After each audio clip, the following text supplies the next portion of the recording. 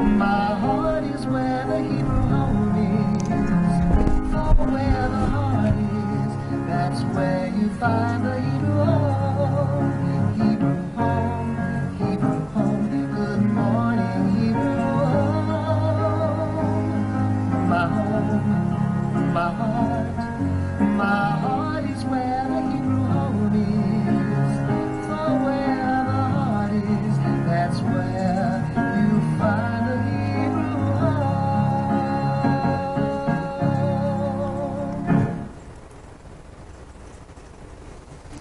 Good morning, everyone. I am your host, Olivia Cohen, coming in live from the Dörfner Judaica Museum here at the Hebrew Home, and this is Good Morning Hebrew Home. Today is Thursday, December 24th, and the time is 10:30 a.m. Today is Christmas Eve for all of those who observe, so we have a great show planned for you today. Later in our show, we will talk about the science behind Santa's reindeer and find out if Santa is an essential worker. But also, I have a little surprise. We have somebody here to join us for the show, our Friday host, Liisa Murray. Hello! Hi! Hello! So Lisa's just going to join me while I talk. That's it. Feel free to jump in at any time. All right. I'm ready. But let's talk about weather. Love to. Isn't it? It's always a great conversation starter. So let's take a look at the weather in our neck of the woods. By the way, I stole that from somebody. Who'd you steal that from? I borrowed it from Al Roker. I mean, one of the greats. If you're going to steal from the greats. I don't know if anybody knew that, but that's what I did. That's not an original? No. Oh, well. No, most of my things aren't. Only the Cohen part of out. That's you. The out isn't, but the Cohen is.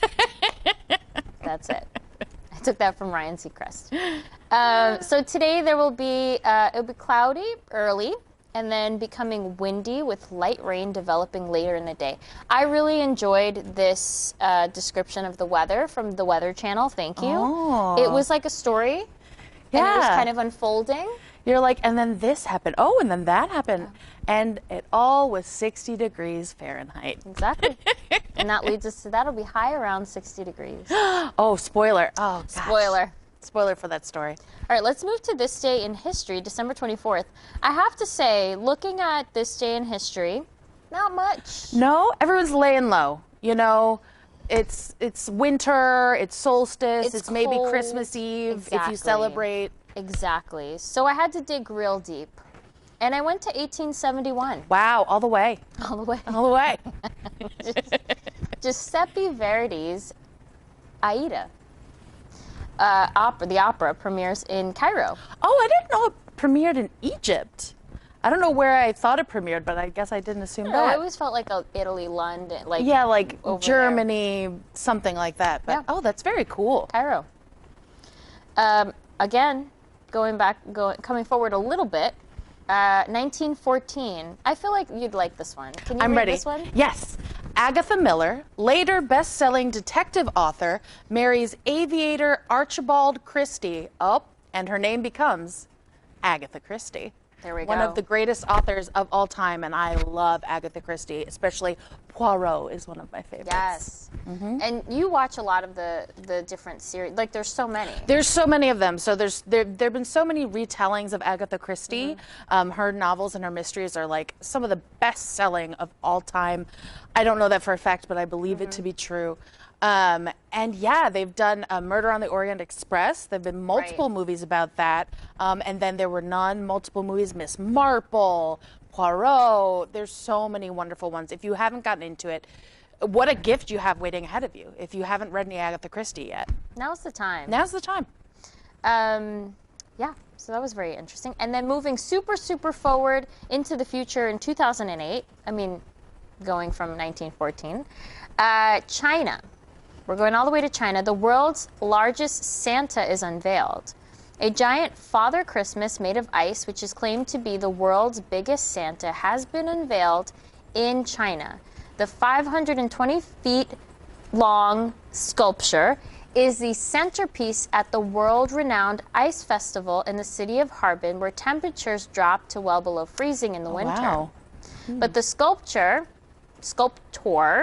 Tang Guanjun. Yeah? I mean, as far as I know, that sounded great. She said it's okay. Said unseasonably warm temperatures and hazardous conditions made it very difficult to carve the figure, which centers on an enormous face of Father Christmas, complete with flowing beard and hat. An estimated 800,000 tourists from around China are expected to visit the festival, which traditionally runs from mid-December to early February. That's very cool. You know, it's not as big, but during the snowstorm last week, so I live in Queens, someone, this is different, this is much smaller scale, but I thought was very cool, that in Astoria Park, someone made a big, still very large, like the size of a person, like Father Christmas snow head with like a giant flowing beard. It was very cool, very artistic. I just think it's very interesting to see what people do with things like that. It is. I think snow and ice are very interesting. Also sand, like people who make like crazy like competition sand castles things. It's just so there's like a science behind it that I, would not know, but like you have to know the right amount of moisture or ice or whatever it is, whatever element you're working with. But it's really cool. Very cool. If anyone was wondering. These are the conversations Lisa and I have. This is a little peek behind the curtain of what it's actually like to talk to us. It's very exciting. So it's, I didn't understand this one, but it was up there. It's National Regifting Day. So this is confusing to me. I do see that up there. I would think that Regifting Day would happen like thank you. Let's do that together. After Christmas. But apparently it's, now that I'm thinking about it, actually, it's Christmas is coming. Right. You don't have a gift. You find, for someone, you find a gift, you regift. Do you find the one from the year before that you've been holding on to and Probably didn't know what to do with it? That humidifier you didn't like. That often happens to me, but I just buy it for myself. Just extra humidifiers lying around. Yeah. But something that you got that you were like not thrilled about, I guess, that you're still sitting around. You're like, oh, okay, I'll grab this. So now that I think about it, that's what I think. I'm glad that you're here because I wouldn't have been able to give the viewers that. Thank you. The wildly hypothesizing is what I bring when I come on this show. And then there must be something right after Christmas for like the late gifts, the people that you don't see on Christmas, and then maybe you got something you didn't really want. Yep. And then you just take their name off and then you give it to somebody else. You know what I'm saying? Yes. That's a thing, and we will see. Stay tuned. If that's a wacky holiday. It's also National Eggnog Day. How do you feel about eggnog? I have to say it's a little rich for my taste. Okay. I'm not a huge eggnog fan. What about you? I feel like I like eggnoggish things, like coquito. Oh, I do love coquito. You got me there. You did get me there. Because it is like an eggnog. It is basically like an eggnog, but I don't know. There's something about it that I like better. It's kicked up a bit. It's the next level. Right. There are no birthdays today. Let's move on to birthdays, and there are no resident birthdays. Oh, wow. Okay. Staff birthdays, just one. Victoria from nursing. She gets to have it all to herself. You know, she doesn't Exactly. have to share, and that's nice. The only person here at the home with a birthday. Victoria from nursing. Happy birthday. There's some famous birthdays. This I thought was interesting. Did you ever see the movie The Aviator? I did. I was obsessed with it. Crazy. Such a crazy movie. Yeah. I loved it.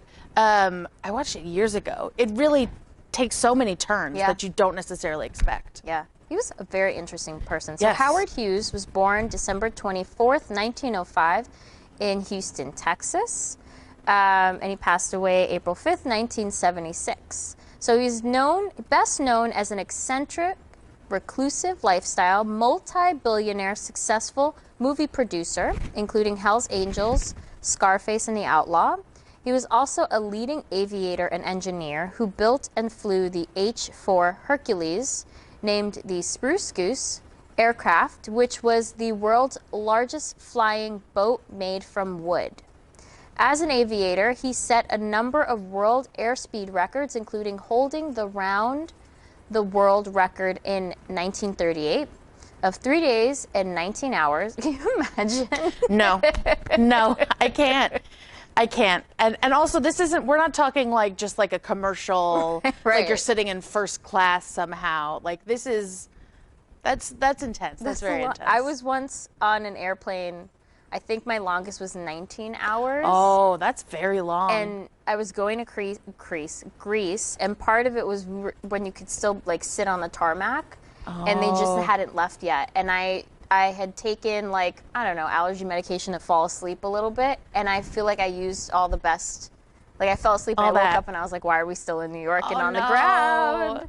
So, and then I was just up the whole time. Oh, and that's maybe the I worst. watched The Aviator, but Maybe. So 3 days and 19 hours was that flight, which beat the earlier record by 4 days.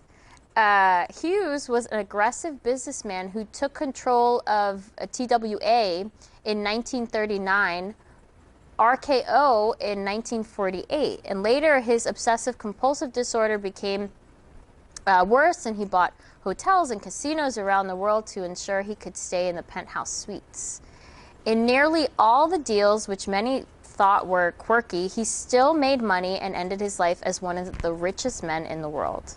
I just find it a very interesting story. He's very fascinating. If you ever listen to, there's a podcast that if anyone's into podcasts called You Must Remember This, that's about Hollywood's forgotten and hidden histories. And they have a whole series on Howard Hughes about different women that he was connected to, films that he made. And it really, I listened to the whole thing and it was very interesting. I would absolutely recommend that if you're the type of person that's into podcasts. That sounds good. Another birthday today, who I spoke about earlier, and I didn't plan to, but Ryan Seacrest. Born December 24th, 1974 in Georgia. Ryan Seacrest is best known as the host of the Fox reality show American Idol, which I have to pause and talk about this. Yes. But American Idol comes out, there's 2 hosts. Yes. The next season they come out, there's 1 host and it's only Ryan Seacrest. I always think about the second guy, like Dunkelman. I feel like his last name was Dunkelman. I think it was. I don't know, maybe, I want to say Ryan Dunkelman, but I don't know if that's true. Comment down below. Is that Comment down correct? below. Is it Dunkelman? But I think, it was. I used to be obsessed with American Idol. And I think there was like a documentary about him and him leaving so, American too. Idol and like how that was a whole thing and a drama. And I look forward to, as The Aviator was made about Howard Hughes, I look forward to someday the Seacrest movie with the, you know, illicit details about Dunkelman. He's done so much after that. I mean, American Idol blew up and became like this, you know, crazy show, and it's back on. And he's also the host for the Walt Disney World Christmas Day Parade, and also the co-host for E! News. He also was like a producer for the Kardashians. For so many things. There's so many of those reality shows, which you know we love to talk about and watch. Yeah. So many of those reality shows, you'll take a look and at the end credits, you'll just see Ryan Seacrest, producer. Yeah. He's got his hands in a lot of things. You know who else is like that? Andy Cohen. Absolutely. Andy Cohen. Andy Cohen, are you watching? Hi. If only. If only. But he was, I didn't realize, and I was just listening on Radio Andy, which I listen to on my drives, but they had Queer Eye, which is a show that we often watch in our LGBT and Allies group, and the new Queer Eye group of guys, and they were talking, and Andy Cohen was a producer on the original Queer Eye. Oh, I didn't know that. So they were talking to the new guys, and he was talking about some of his experiences as being a producer. I would love to listen to that. Yeah, that was a good one. Hey, it's on Sirius Radio, so it was very cool. So happy birthday to all. So let's get into the meals. We have, for lunch, we're having chicken Waldorf salad with macaroni salad. And our dessert will be a black and white cookie. And soup will be a tomato. For dinner, we have soup will be tomato bisque. Lisa's watching me just make a mess of all of I'm just all of believing that. you. I'm sending you great vibes. I see like you you nodding. can say all of these things and I believe in you. Tomato bisque soup. And entree will be a taco platter, fried fish. No, you got it. And yellow rice. See, I knew you got it. With pineapple salsa. And dessert will be Jell-O. So those are our meals, so everyone enjoy. So I have two positive news stories that I wanted to get into that we I gave you a little, Sneak peek in the beginning. So here's the first one. These are all from Good News Network. While many folks can reel off their names by rote, did you know that there's a pretty good chance that Santa's entire reindeer posse is female? It's true. The names aren't gender specific. Dasher, Dancer, Prancer, Vixen, Comet, Cupid, Donner or Donder in the original Clement Moore poem. Oh, I didn't realize that. Well, come to my show and you learn stuff. That's true. And Blitzen. And we're guessing Savvy Saint Nick wisely opted for an all-girl sled pulling squad on purpose. You want proof? Prove it to me.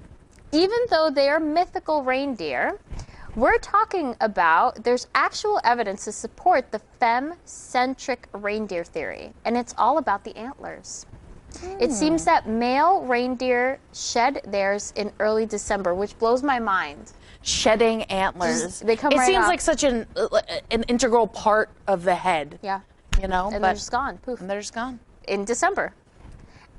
Just after the mating season, while female reindeer retain their headgear all winter long.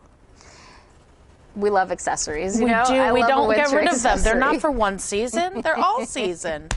In pretty much every depiction of Saint Nick making his iconic Christmas Eve run, the sleigh are sporting antlers, ergo said reindeer are female. Before we rest our case, there's actually another practical reason for Santa to have hitched his harnesses to an estrogen-powered team. Female reindeer have about 45% greater fat-to-body mass ratio than their male counterpoints, and this extra tissue serves as insulation that keeps them warm in frigid conditions as low as minus 45 degrees Fahrenheit, or 43 degrees Celsius, if anybody's wondering. And baby, it's cold outside. Especially in the upper atmosphere. Oh, yeah. In an article for Live Science, physiologist Perry Barboza of the Institute of Arctic Biology, University of Alaska at Fairbanks, who studies the creatures and their close cousins like the caribou, likens female reindeer to seals on hooves.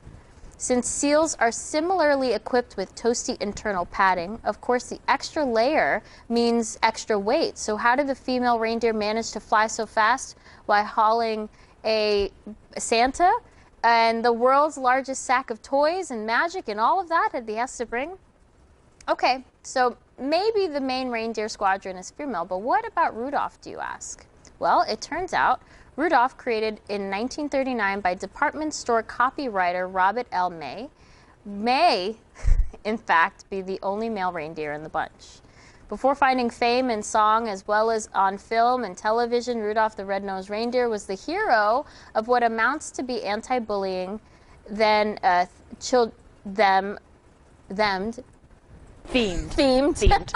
I can't read. I know, it's on there weird. It's not her. It's on there weird. Children's story.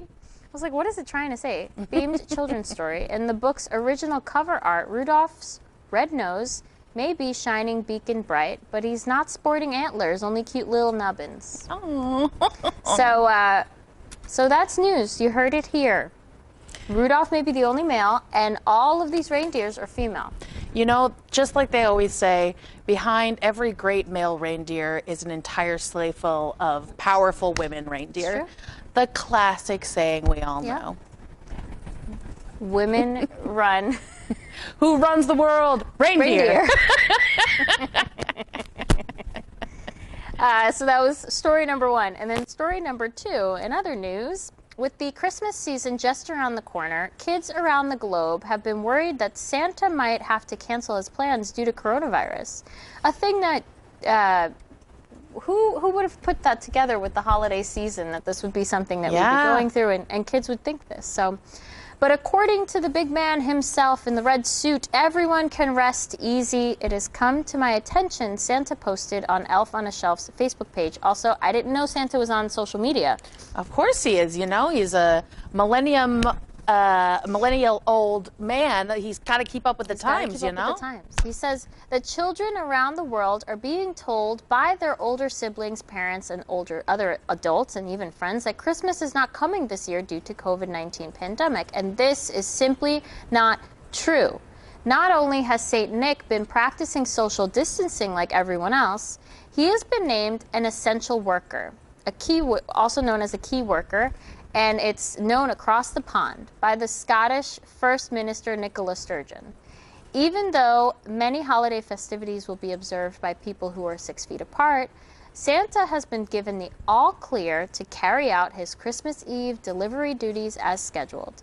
Santa will not be prevented from delivering your presents on Christmas Eve, Sturgeon declared in a speech reported by the Scottish Sun. Santa is a key worker, and he has got lots of magic powers that make him safe to do that. Santa will be delivering presents across the world as normal. Now, perhaps more than ever, the world needs comfort and joy, and for kids, that means a visit from Santa. From one Scottish mom who shared her plan for encouraging the jolly old soul on a night that might seem darker than in years past, has since seen her idea go viral. So, on Christmas Eve at 6 p.m., we are asking everyone to come outside and ring a bell for 2 minutes to spread Christmas spirit and to help Santa fly that sleigh with female reindeer. Catherine Stubbs penned in a Facebook post. After a tough year, it would be an amazing memory for kids and communities. End 2020 with a bit of magic, hope, and togetherness. And if you like the sound of this grand new holiday tradition as much as we do, feel free to ring along. Don't have a bell? No worries. Singing works just as well. So if you want to keep Santa sleigh soaring, just step outside on the dot of 6 and lift your voice high. Can you sing this one? Of course I will. You better watch out, you better not cry, You better not pout, I'm telling you why. Santa Claus is coming to town. I want to thank Liisa for joining us today on this Christmas Eve edition of Good Morning Hebrew Home. As always, please feel free to give us a call. Any good news you've heard and would like to share in the show, you can do so by picking up any phone here and dialing 2813. If you're watching on YouTube, feel free to leave us a comment, hit that like button, or hit subscribe so you never miss an episode. Remember to tune in to Channel 8 later today. We have Wellness with Deborah at 1:30 and On a Musical Note with Peter at 2:30. On our stream channel 88, we have this episode of Good Morning Hebrew Home replayed at 6:30 tonight. And tonight's movie will be on channel 88. Just note that. It'll be Christmas in Connecticut. Once again, this has been Olivia Cohen with Good Morning Hebrew Home. I want to wish everyone happy holidays. We are so lucky here to be celebrating so many things, Hanukkah, Christmas, and everything in between, or just being in the holidays spirit and just trying to find ways to get together. So we will see you tomorrow, same time, same place, same channel. Cohen and also Liisa. Out.